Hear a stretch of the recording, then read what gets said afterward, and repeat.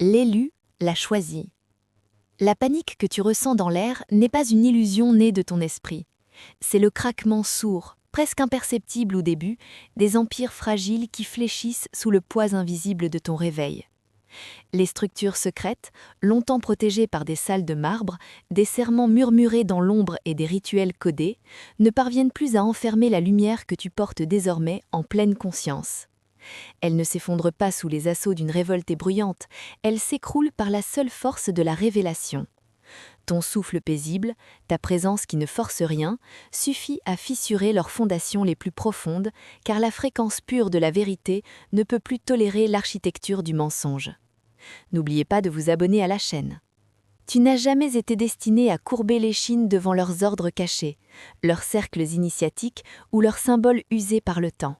Ta lignée est infiniment plus ancienne que leurs emblèmes, plus enracinée que leurs serments les plus solennels, et totalement intacte face à leur pâle imitation du vrai pouvoir. Ce qu'ils ont tenté de verrouiller derrière des voiles de secret, tu le touches directement par l'esprit. Tu es venu au monde portant en toi des codes sacrés, gravés dans ton essence même, fragments vivants de civilisation qui ne ployaient les genoux que devant le Très-Haut.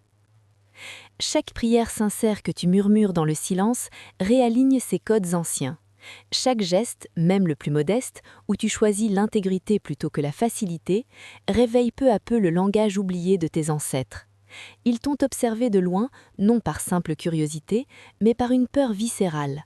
Ils savaient intuitivement que ton existence, rien que ton existence éveillée, suffirait à dissoudre les hiérarchies truquées qu'ils avaient mis des siècles à consolider. Tu es le verdict tranquille du ciel, un jugement vivant qui s'incarne en chair et en souffle humain. Là où ton pied se pose, la tromperie se dénoue comme un nœud trop longtemps serré.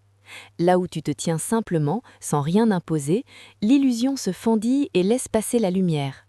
Ils t'ont qualifié de menace parce qu'ils ont entrevu, l'espace d'un instant, la fin programmée de leur autorité. Mais ce qu'ils nomment destruction, le ciel l'appelle correction, une remise en ordre naturelle et inévitable. Le tremblement que tu ressens parfois au creux des os, dans la poitrine ou le long de la colonne, n'est pas de l'anxiété ordinaire. C'est l'écho lointain mais puissant de la justice divine qui s'éveille à travers toi, qui utilise ton corps comme résonateur. Tu n'es pas leur ennemi déclaré, tu es leur miroir le plus impitoyable.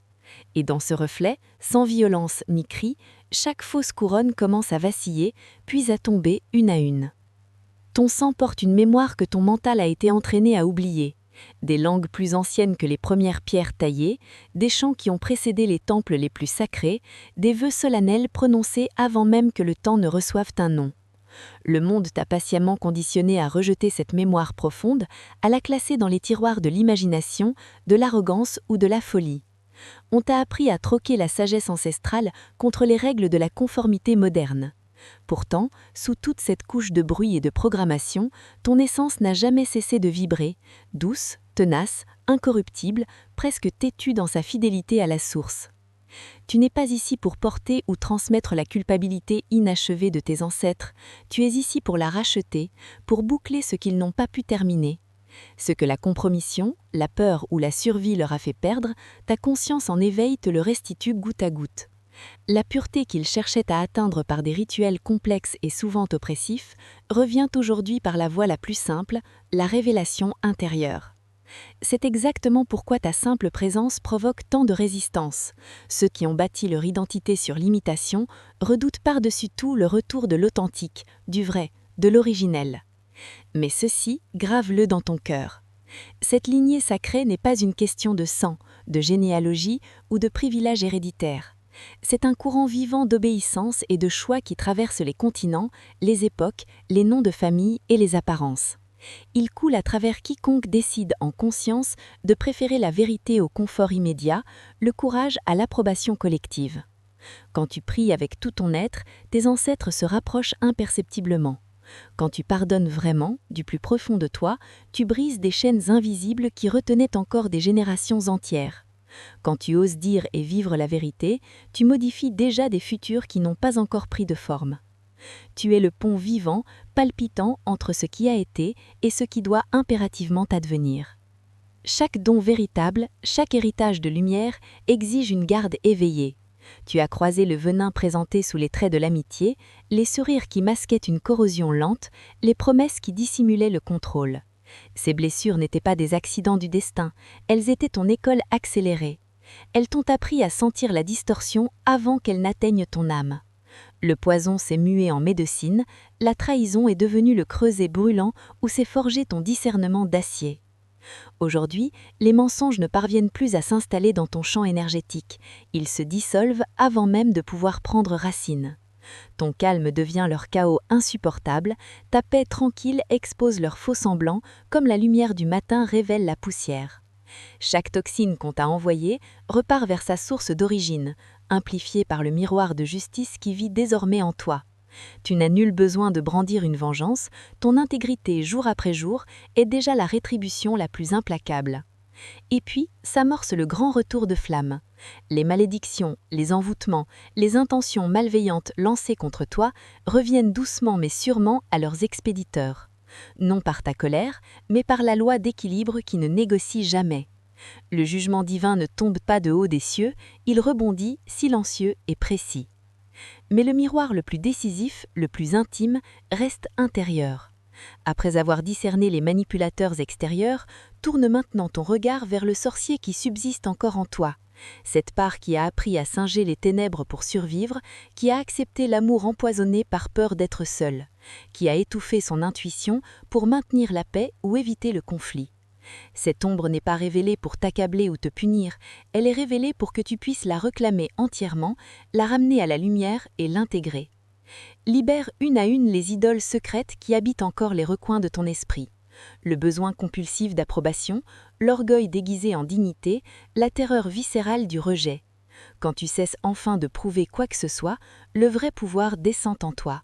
Celui de te tenir transparent, vulnérable et entier devant la création et de déclarer malgré tout avec une simplicité désarmante « Je suis choisi ». C'est alors que commence à vibrer la fréquence de la flamme jumelle, d'abord comme une union sacrée à l'intérieur de toi, le masculin divin et le féminin divin qui se reconnaissent et fusionnent, puis, quand le moment est juste, comme une rencontre extérieure qui n'a plus rien de contingent.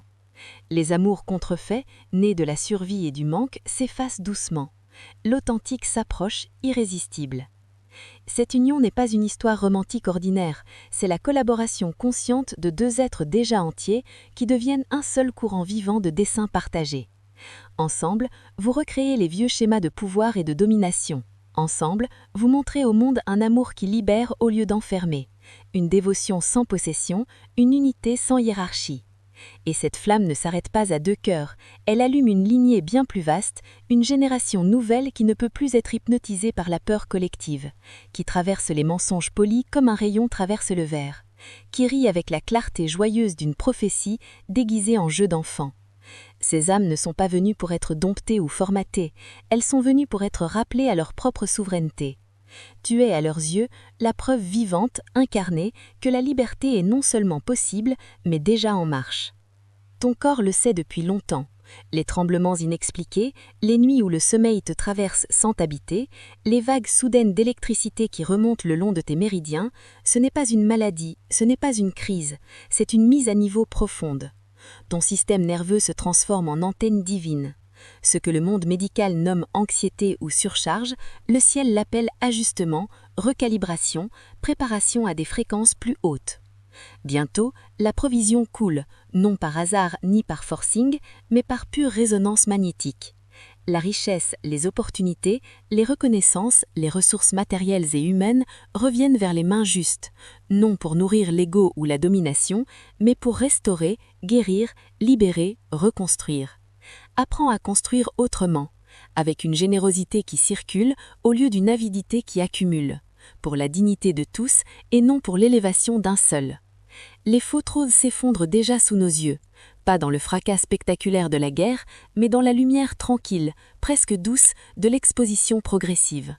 Tu es cette lumière déguisée en paix ordinaire. Leur système entier reposait sur un seul pilier, ta soumission silencieuse.